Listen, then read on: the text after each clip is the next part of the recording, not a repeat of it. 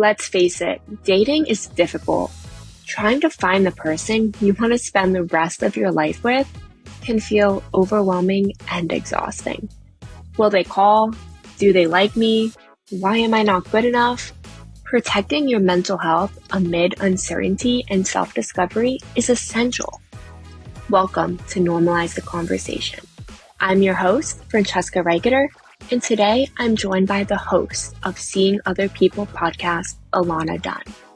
Join us as we dive deep into the complexity of balancing dating and mental health.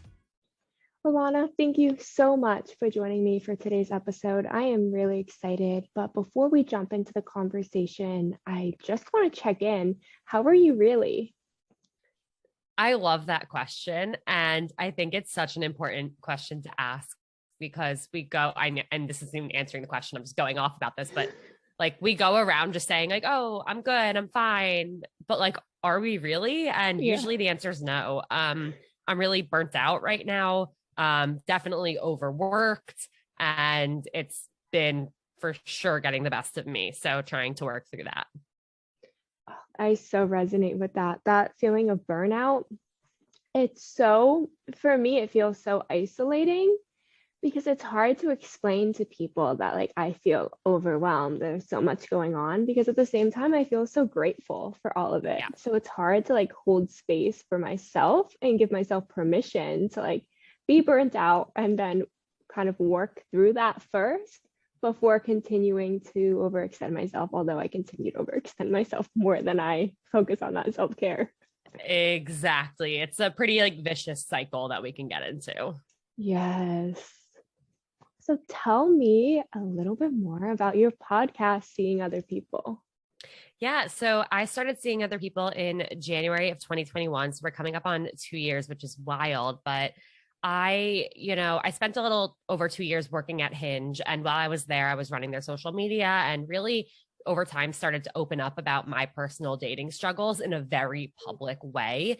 And I was always on this mission to help people in some way. And I realized that by, being upfront and open and just real about how hard dating was and the dating challenges that I had and the unhealthy relationship that I was in that, led me to experience anxiety and depression for the first time. That is what helped people the most because that's what made people feel like they're not alone. It made them feel understood or heard in their experiences. And so that's really why I started Seeing Other People, to not only have this place where people can get advice from experts, but also where people can hear from other normal people going through different life things, different things that impact their dating life, their relationships, and also to just create this community where people can come together and be open and know that whatever they're experiencing, they're not alone. It is so important to have conversations like this because dating is it's so hard, especially when relationships just don't work out. And you're kind of questioning, what did I do wrong? At least that's how I am, like questioning, what did I do wrong? Why am I not good enough? Or why did I attract the wrong person? How did I not see these red flags before? And it's so overwhelming. And it's hard when you see your friends all getting married at the age where everyone's getting married and having kids and buying houses. And I'm like, I just went on a coffee date and it didn't work. Exactly. It's like, well, what's wrong with me? And why does it seem like everyone else is deserving of love or able to find love, but I'm not? Clearly, I'm the problem. And that's not the case. Like dating and finding your person that can be your life partner, it's actually like not supposed to be easy. And you're not supposed to be compatible with every single person. And, I tried to remind myself for years, like if I wanted to be just in a relationship, I could find somebody to be in a relationship with, but that person wouldn't necessarily be the right person for me. And so there are a lot of things that you just need to, reiterate to yourself and remind yourself and kind of change the narrative and change your mindset where it's like, it is going to work out. It might not be working out now. I might not get where I want as fast as I want, but I'm also not defined by my relationship status. Yes. And I don't know about you, but for me, my family tends to be like, oh, are you dating anyone? Or like, I'll see my grandma's friends and they're like, oh, so do you have a boyfriend? And I'm like, no, but I can tell you about the work I'm doing right now. And they're like, but like, are you ever going to get married? And I'm like, I'm just trying to survive school right now and start a nonprofit. I feel like that's not the defining factor in life, but it seems like everyone's obsessed with who we're in relationships with. Yeah, I think social media has played a major role in it. Like anytime you go on Instagram, you go on TikTok, it's all these people posting happy pictures with their partners Yeah. and hashtag relationship goals and all this stuff. And I guarantee 9 out of 10 of those people aren't actually in really happy and healthy relationships with the person that they're going to end up with. But yeah, to your point, like this time of year is really stressful for a lot of single people or for people who are in relationships where they're not happy because it is all that added pressure during the holidays of seeing family and them asking questions, even for people who are in relationships, it's like, oh, well, when are you getting engaged? Or when are you getting married? Yeah. Or if you're married, like, well, when are you having kids? It's like, no matter what you do, it's never enough for anyone else. And no one else's opinion should matter in the situation. But obviously, we're all interested in each other's lives. And so it comes off in one way when we might not mean it like that. Yes. Oh, that comparison game on social media. Like you said, opening every app, it's always the hashtag relationship goals. And I don't know why, because it's like I don't follow those hashtags. I don't like click on them. And yet that's what's always coming up. You're always seeing everyone falling in love and having these amazing stories. And you're like, how? And that's the thing. It's like, most of it's not real. I mean, I hate this, but I know like I can name so many friends in so many situations where they have confided in me that them and their partner just had the biggest fight ever, or they're really anxious about what their partner's doing, where they are, who they're with, all these things. And that's when they're posting this lovey-dovey picture. That's when they're updating their profile picture. Like that's when they're showing their relationship off almost as reassurance to them or like a test for their partner if they're going to like it and comment on it or like say, why did you post that? And it's just like, it's so misleading. And it just adds to that narrative of like, well, everyone else can do it, but I can't. Yeah, everyone else is happy but me. It's really difficult, I think, on both ends, because people in relationships that are just not what it seems on social media can feel very isolating for them when they see other people posting these really happy pictures and trying to keep up. And then people who are single trying to figure out how to end up in a relationship or who they're attracted to or what's wrong with me that I can't get into a relationship. And I feel like just toxic on so many different levels for people, no matter what their relationship status is. It is. And it's really, really taxing on our mental health. And that almost puts us in this downward spiral of like, well, your dating life or your relationship status or your singlehood is impacting how you feel about yourself, which is then going to make you show up poorly on your dates, which is then going to further impact your mental health and make you further ask these questions of like, well, what's wrong with me? Which is then going to make you even worse when you show up on your dates. And then you're in this downward spiral of not doing yourself any favors, but it's not even your fault. Yes. Oh my goodness, yes. And then there's that added layer of dating apps. Like I just signed up for Hinge and it's so hard because you're sitting there and you're like kind of just liking, not liking, and then seeing how many people are liking, not liking you, and then messaging and how many people just don't meet up or they say they're going to and they don't. And it's that question of why can't I find the one, or there's so many options and yet it's just still not working. And there's so many different layers and factors that can really just make us question our worth, honestly. Yeah, dating apps, I will always have mixed feelings on them. I think they're both a blessing and a curse. On one hand, they do give you the opportunity to, interact with and meet up with people who you otherwise may not have. Or, my boyfriend of almost 2 years and we met on Hinge. We grew up 14 minutes away from each other, just different towns, different high schools. We had a ton of mutual friends. We were definitely in the same room before, but we never had the opportunity to actually, get to know each other. So I'm grateful for the apps because the way I put it is like, it makes your small world smaller and it like acts as that wingman. But at the same time, like you said, it's like there's so many options, which makes it, you would think that makes it better. But then when it continues to not work, it's like, wait a second, like there are thousands and thousands and thousands of people that I can swipe at the tip of my fingers. Why can I not find one? Yes. And then I don't know, for me, it feels kind of sometimes silly to want to cope with those feelings of like not being in a relationship, because in one end, it's like, that doesn't define me. And it's like that whole empowerment. And at the other end, it's like, it's breaking my heart sometimes. And can I take the space to feel that and cope with that? Or do I need to just like feel empowered all the time? It's tough. And I get where you're coming from. And I think, it's hard when it's like, you want to find love. It's not that you want a significant other. It's that you want to feel loved, and you have this love and you want to give it to someone. And it is really heartbreaking to not have that when it's something that you want so badly. And I think we all have to be a little bit nicer to ourselves about it. Like, you have to remember, like, you're looking for this person that you can almost like join lives. Yeah. And I think the other part of it is remembering, like, even when it's not working out, it's not because every single person that you meet is rejecting you. At the same time, you don't like all of them, and you have to remember that. But when we're in it, we're like, oh, well, they didn't like me. They weren't interested. Like, they were playing. It's like, no, at the same time, you did not like all of these people that you went on dates with. And I think recognizing that it is a two-way street, and that as hard as you are trying and as much as maybe you are getting rejected, at the end of the day, those aren't all people that you would have wanted to be with. Yes, exactly. A big thing for me has been taking myself on solo dates, like going to watch the sunrise alone, or the sunset, or going out to dinner. That's something I could never do before. I would feel so embarrassed if I had to like go sit at a restaurant by myself, just waiting for someone else to show up.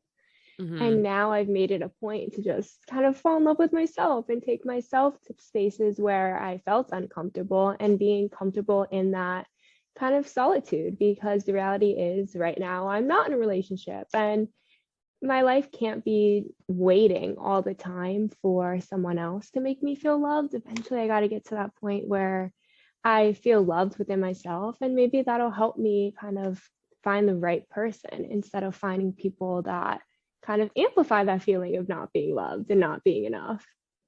I love that so much. And I give you so much credit for realizing that, and then encouraging yourself to go do the uncomfortable thing until it became comfortable. And, we always hear this phrase of like, you need to love yourself before you can be loved by someone else. And I have mixed thoughts on that phrase, but the way that I made it make sense in my life, in my dating history, was that I spent years thinking that if I got a boyfriend, all of my problems would be solved. I would finally be happy. Nothing else would matter. And I did end up getting into relationships at the time. And guess what? My problems weren't solved. My life wasn't suddenly perfect. And I still had all of these things internally and, just in my life that I wasn't happy with. And it took until, I think, during the pandemic, I really, had the time to become more comfortable with myself and accept me for me, and realize that I'm in control of all of these things, not this boyfriend figure that I don't currently have or that I so desperately want. And so for me, it took this journey of like self-growth and almost in a way self-love, as cheesy as that can sometimes sound, for me to end up getting into a relationship where I wasn't expecting this guy to fix my life. I wasn't putting all of my eggs in the basket of like, oh, well, if it works out with this guy, like it'll be good. Instead, I already had myself a little more figured out and was more accepting of myself. And that's why when he came along and when we did start dating, it just added, but it didn't change everything. It just added something, and it was nice. And it was a person to share these things with. But for me, I realized I needed to like accept myself and recognize what I can be in control of and where I need to be mentally in order for me to actually get into a relationship that can work. Because all of those times before, I was not in a place where I could be in a healthy relationship because I was so heavily relying on that person. I think that's so common for us to kind of want someone else to fix us or think that it will fix us, and to also want to fix them. And it's Yeah, like we want them to fix us, we want to fix them. And the reality of it is we're kind of pulling each other down a little bit. And it's not going to help either one of us grow or really connect on a deep level, because it's really surface level if you're waiting for someone to fix what's inside you or fix what's inside them, instead of connecting within those pieces of vulnerability and not being okay, but also growing as a person on your own and maybe even together. exactly. Exactly. So, what are some ways that you kind of cultivated that self growth? I think a big part of it was forgiving myself for things not working out in the past and for things not even not working out, but going really poorly. And maybe I didn't make the best decisions in the past, but it doesn't define me. That's okay. I think a big part of it was getting to a place where I felt really confident in my career and felt like really proud of what I was doing. I think part of it was learning to spend time with myself and to enjoy that time. I mean, before the pandemic, I never wanted to like stay in. I always wanted to be with friends or out doing something. And I spent half the pandemic like sitting in my bedroom coloring in adult coloring books and just like chilling. And now I'm definitely like way more of an introvert than an extrovert. And I think that for me personally, like that is what I needed to love myself and to be like, okay, I am awesome and I don't need somebody, but I want somebody. And I think that's the difference. That is, all of that is an amazing piece of a journey of self-love and self-growth, and getting to that place, like you said, where I want someone, I don't need someone. Because I think, again, it's really common to feel like we need someone. We need someone to feel complete. We need someone to feel whole. If we have someone, everything will just make sense. It's something that we need, not something that we can kind of live without or live with and coexist with. Exactly. Like you need to be your own whole person that can then accept another person in, not like I'm half a person and I'm not going to be complete until I meet my other half. Yes.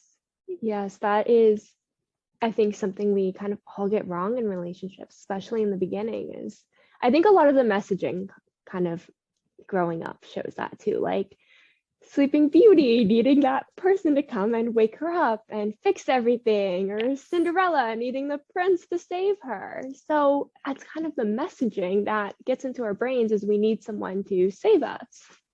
Yeah. And it's definitely a problem. And obviously, I think we can see over the last few years, or maybe even the last decade, like the narrative has shifted to these like really strong, independent women and just strong people who like it's not all about getting the guy. It's not all about if the relationship works out. It's about everything else that you have going on and being able to, you know, embrace all of that and embrace yourself. And I think that is great. There are so many problems with so many of the movies that we grew up on, both Disney Yeah. and like the rom-coms that we watch. And it's, I mean, it really did get ingrained in our heads of like, we're not like, especially for women, it's like, we're not a whole person until we find someone or until like we get swept off our feet. And it's just something that takes a lot of intentionality and a lot of thought to like convince yourself that that's not the case. Yes, exactly. And like going into that messaging, it's so hard to recognize that that messaging has been kind of ingrained in us, and that it's okay to move away from those feelings. Because like you said, like the rom-coms, I mean, I'll sit there and like rewatch scenes like constantly, and I'm like, oh, this is what I want, this is what I need. But no, realistically, like the proposal, that's not going to happen realistically. However, in my head, I'm like, that's what I need. Yeah. I honestly like, and this is a hot take, like I cannot get through episodes of Sex in the City. I've tried many times, but I just so it like irks me the way that these women go about dating and think about relationships. And I just like, I can't handle it. It frustrates me so much. But I will say, like, I recently watched Friends actually for the first time, and I was shocked at how much of what they went through and what they showed still actually holds up today, but in like a healthier way. And I think that was Yeah. an interesting contrast. I love that kind of comparison. Watching Sex and the City, I love Sex and the City, but it is like, and it's really frustrating watching Carrie and Big over and over again. Will they get together? Will they not? And that's like my main concern throughout the series, is always waiting to see them kind of end up together. But watching it over and over again, you kind of see how toxic it is and how unhealthy it is for both of them. I mean, leaving her at the altar, essentially. It's But like when these are the stories that we're constantly watching, it's like you've been seeing these unhealthy behaviors and craving it and thinking Yeah, that's it's like normal. we see the toxicity, we see the will they, won't they. And it's like, whoa, well, that's what I need. Like, that's what Yeah. love is. Like, love is pain. Love is like loving someone so much that it like physically hurts and that you can't exist without them. But like, you'll get in these screaming fights and then like the next day, everything will be great. It's like, that is not a healthy relationship at all. In fact, like, you can be in a relationship with somebody where you don't fight or where you talk through things instead, or you never have to wonder, will they, won't they, because you're on the same page and you're communicating about that. But we don't get to see those relationships happen. Yes, it's like relationships are all this drama, and then it's like craving that drama. So it causes, I think, a lot of people to want to fight and want to find someone that's easy to fight with and then end things with and then get back together with, because that just seems honestly kind of fun, right? Watching it, they make it look fun and exciting, but really it's so detrimental. Beyond. And like, there are so many relationship experiences I had where they were really defined by me like fighting for us to work out when we so clearly from the outside, like everyone could see this was not a match. This was not a fit. I was not okay. But I was like, well, I like this person so much. I love this person so much. I'm going to fight for them. Like, why aren't they fighting for us in the same way? And I wanted to like prove to myself that, you know, this person can love me back, or that like we can actually be together. And it's so interesting now, like Jake and I have been together since last February. So like, again, coming like a year and a half, almost 2 years, and we have not had one fight. And when people hear that, I don't talk about it a lot because people hear that and they're like, well, that's not healthy. And it's like, actually, like, if you fight in your relationship, I'm not judging you for that. I actually spent like the first year being like, why don't we fight? It's weird. We need to fight, and almost making us fight over the fact that we haven't fought, because I have all these people telling me like, well, fighting is healthy. Fighting is normal. And like, we've talked about it at length and we just communicate instead of fighting. We don't let things build up. If something's bothering us, we let the other person know. And then the other person is receptive to that. And it's something that I like never could have imagined myself being in, just because almost every situation I was in before was so unhealthy. And to get to this point where I'm in this relationship where it's like, it's not contentious. There's no this like frustration or this anxiety about like, well, is he mad at me? Like, yeah, there are times where I'll question like, oh, is he annoyed that I did that thing? And I'll just say, are you annoyed that I did that thing? Instead of sitting there letting it build up. And I think that that's something that people need to hear. Like, it is possible to be in a healthy relationship where you actually don't fight. Or if you have a few fights, like, it's not the end of the world. It's not like you're about to break up. You actually work through things. How did you get to a place where you can just kind of communicate that way? I think, like you said, fighting is so normal to so many people. So, how did you kind of change that within yourself and cultivate it in your relationship?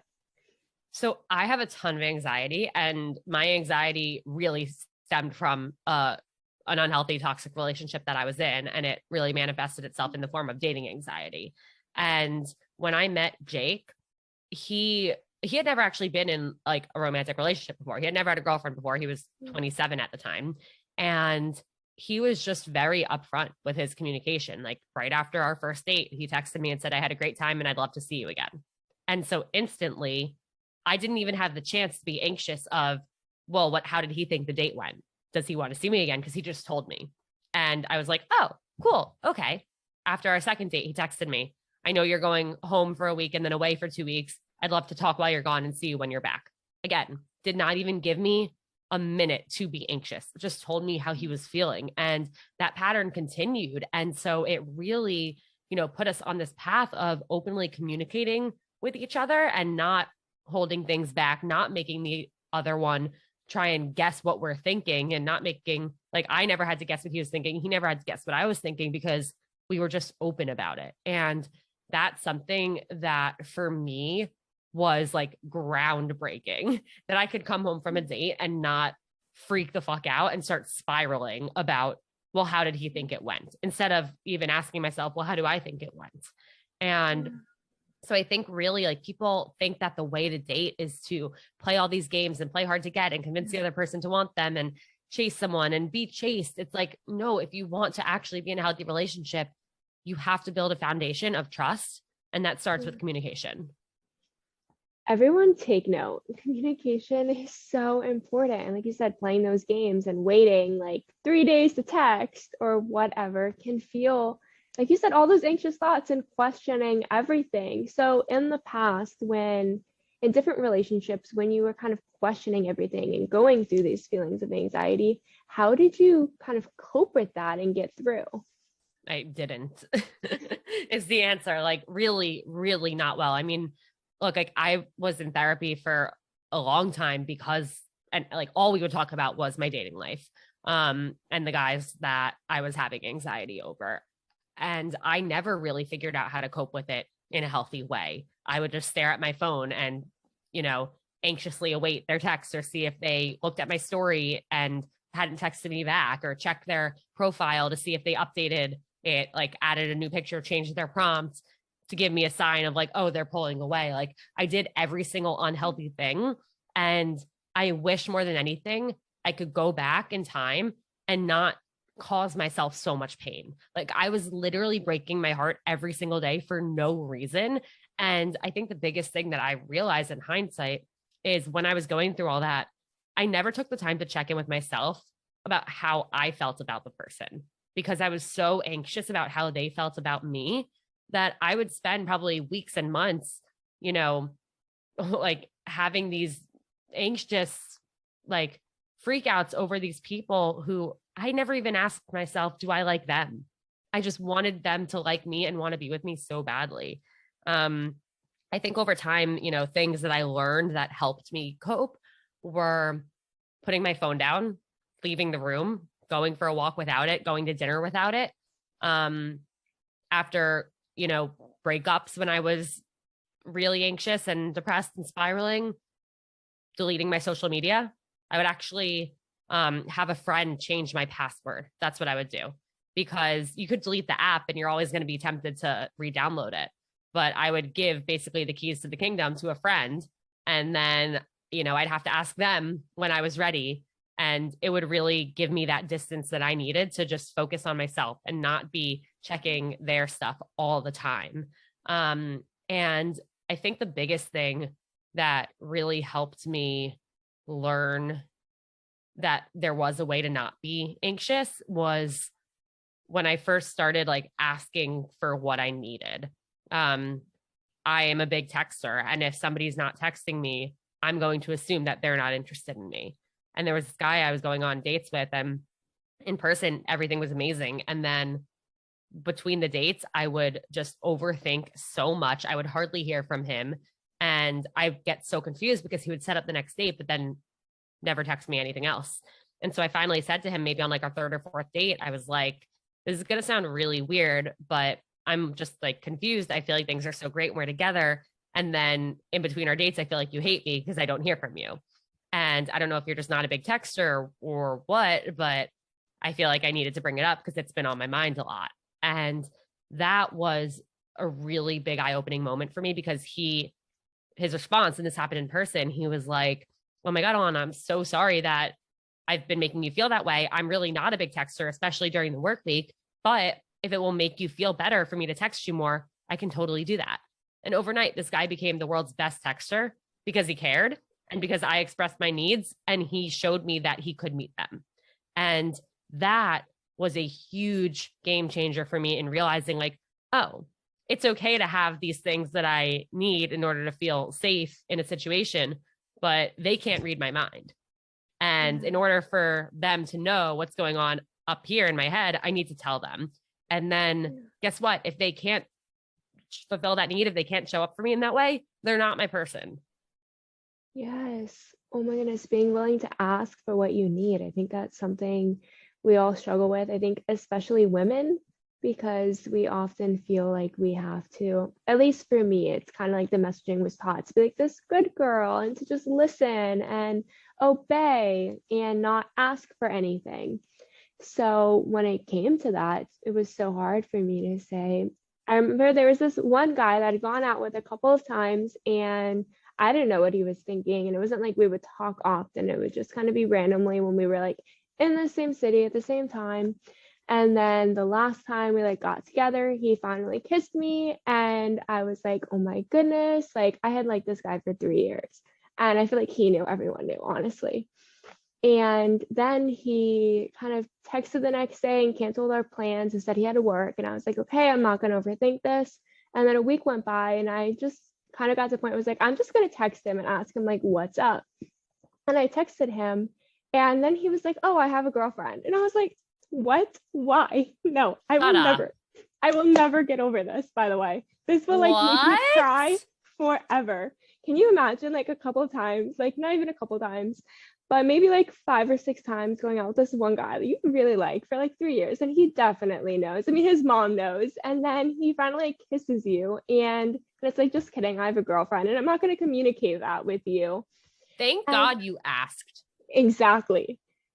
But if I didn't get to that place, I was like, you know, I'm just going to kind of reach out and ask what I'm thinking instead of thinking about it over and over and over again and waiting. I never would have gotten like a response or an answer and knew what was wrong. And then realizing like, okay, that's definitely not the guy for me, because if he's willing to kiss someone else hoping in a relationship and being so secret that he's in a relationship, that's definitely not the person that I want to be with or be around. Yeah, 1000%. And I'm so glad you were able to take that away from it. Like people always say, like, how do I get over somebody who ghosted me? It's like, if they have the capacity to ghost somebody, they do not have the capacity to be in a relationship, because they cannot give somebody the bare freaking minimum of communication. It takes 10 seconds to not ghost somebody, to write a text or to copy and paste a text from your notes app into your phone saying, had a great time. Don't feel the connection I'm looking for. Good luck. Not even 10 seconds. And so I think that's so important to realize, the things that people do are a reflection of them and not you. And most of the time, those are not people that you would actually want to be with. And I also think like another great point in your situation that you just explained is you were afraid to ask, but you did. And people are so afraid to ask the question to get the answer because, the answer might not go the way they want. But knowing is so much better than sitting there wondering. And if it's not the answer that you want, you're going to get that answer eventually, but it might not come for days, weeks, months. You would so much rather find that out sooner than later. And if it ends up not working out, then it's not working out so much quicker. And before you're even deeper, like emotionally attached to that person. And so you can start moving on faster and working towards finding the person who is right for you. Exactly. And I mean, it sucks when you get the answer you don't want. I mean, I cried a lot. I don't blame you. I would have too. I want to cry hearing this. Like, that is so horrible. Right. But like, it's better to kind of have an answer and not be questioning it in my head and then waiting for like the next time. So, I mean, obviously it sucked and I didn't ask for like 3 years. And finally got to a place where it's like, I'm kind of done waiting and wanting to know, and let me just ask. But I think it also comes to a place of wanting to protect my mental health more than wanting to play like silly game. Yeah. And playing those games, that all, it's like brick on top of brick on top of brick that ends up weighing so much on your shoulders that does impact your mental health. Because the second you start playing games, that's when you're not being yourself. And that's when you lose control of the situation and you're giving in to not open communication. You're giving in to not staying true to who you are. I mean, I just got an email from a listener and the subject line was like, am I being toxic?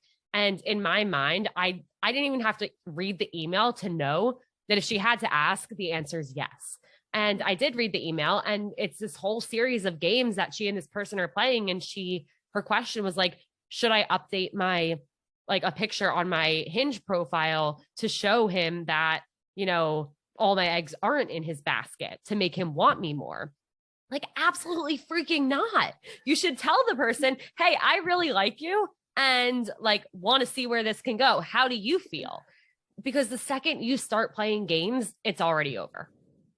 Exactly. And when your focus is on playing games and kind of winning, they're not a prize. No, neither not. Are you. No offense. And like the right person is not going to make you play games forever. I mean, I was just literally last night like rewatching Meredith and Derek scenes on Grey's. Oh my God. Favorite couple. But like, no, that's not the couple to aspire like to be. I don't want a post-it note wedding. Like, I don't, that's not me. I don't want that. Again, it's like that will they, won't they? It's that toxicity. It's that like, well, maybe I can't be loved. Maybe I can't love. Like, it shouldn't be that hard. And yes, like the one thing I will say, like, I think holds true about their situation is like Meredith has been through so much shit. And when we go through stuff in life, it makes it more difficult to find our person. It makes it more difficult to be vulnerable and to be open to the possibility of, there really being somebody out there for us. But the more conversations I have with people, like I've had 170 something episodes of my podcast, and half of those are with normal people sharing their real life experiences. Every single person has been through something really heavy that has completely changed who they are. There's nobody who hasn't been through something. And guess what? If you're listening and you're like, oh, I haven't, sorry, spoiler alert, you will go through something. And so that does make us feel like, well, I'm unlovable or I wouldn't be a good partner. But you will meet that person where the way they interact with you and the way you're able to interact with them and open up to them, like it will flow and it will happen in a way that isn't contentious, that isn't dramatic, and that isn't like a roller coaster. Yes, exactly. And kind of watching these roller coasters, back to what we said in the beginning, over and over again. I mean, it just like, again, it seems so fun and exciting. And then when we get to a relationship and it doesn't have those roller coasters, it can be a lot of questions like, what is wrong with this relationship? What am I doing wrong? Why does he like me so much? Or why do they like me so much? Yeah. But at the same time, like you almost have to, peel a layer off and be like, okay, well, my friends like me so much. Like there are other people, like we put these people on such a pedestal where it's like, well, why would they want to be with us? It's like, well, think about your best friends who have been your best friends for so long. Like they obviously see so many things in you and love you for who you are. And this is just also like adding another best friend into your life. And I think that's something that people like get wrong about dating so often is they put these people on pedestals and think they're the like entire world and the moon and the sun and more. It's like, you should just talk to your partner and approach your partner and talking like stages of your partner as if you were friends. And that's like, people always ask me for advice with texting. I'm like, text them the way you would text your best friend. If that's in long paragraphs, so be it. If that's in 10 messages where you type a few words in each message, fine. Like if they're the right person, they're not going to care. Yes, it's so funny that you say that. Maybe a couple months ago, I texted all my friends and like my close family members. I was like, why do you love me? I was like I so love that. curious.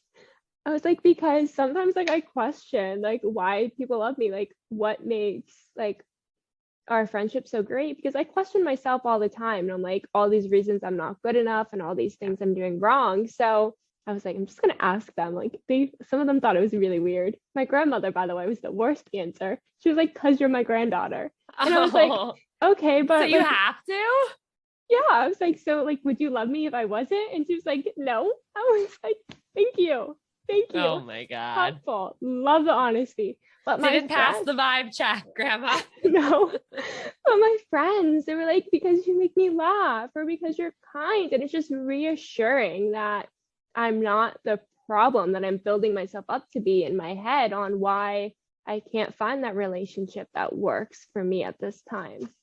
Exactly. There's so much that we all have to offer, and we are so mean to ourselves when in reality, like there are so many positive traits. There are so many things that people love about us. There's so much like of a positive impact we all have on the world and on the people in our lives. And like we just don't give ourselves enough credit. We're always looking for the No. things that we're doing wrong and never taking the time to, you know, be proud of ourselves for the things that we're doing right.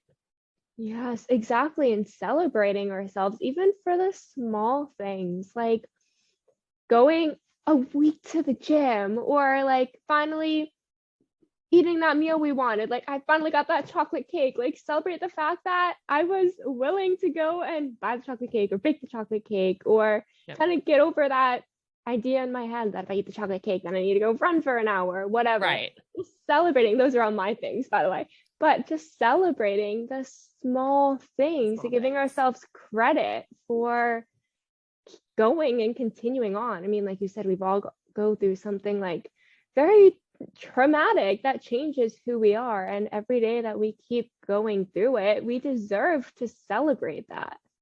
We do. And I recently started doing a weekly series on Fridays on the Seeing Other People Instagram story called Dating Wins. And I want people to realize that, you know, a dating win isn't just like getting another date or getting into a relationship. Like a dating win could literally be taking a break from dating because you're feeling burnt out, or getting a new picture that you really like and updating your profile, or, you know, communicating that, like communicating your needs to somebody. That's a huge freaking win. And we're so afraid to do it.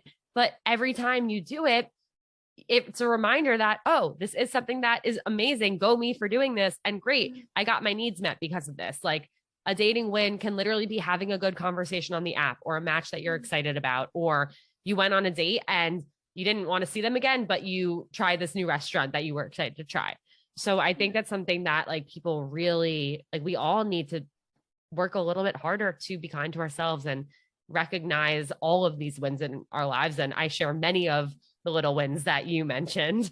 So yeah, it's like we need to not always think about what we're not doing and what we're not good enough at, and remember how far we've come and how hard everything is.